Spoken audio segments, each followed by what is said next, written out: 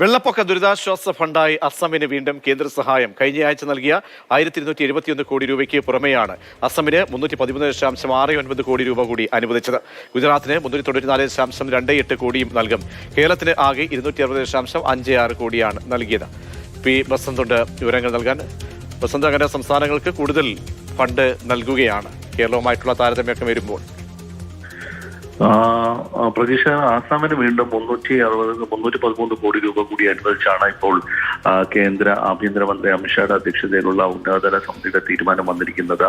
നേരത്തെ 1271 കോടി രൂപ അനുവദിച്ചിരുന്നു 1-ാം തീയതി. അന്ന് കേരളത്തിനാകെ നൽകിയത് 260.56 കോടി രൂപയാണ്. അതായത് കേരളം ആവശ്യപ്പെട്ടിരുന്ന 2201 കോടിയിലധികം രൂപ സ്ഥാനത്ത് ആകെ 10-1 അന്ന് അനുവദിച്ചത്. അന്ന് ആസാമിന് 1270 കോടി രൂപ അനുവദിക്കുന്നു.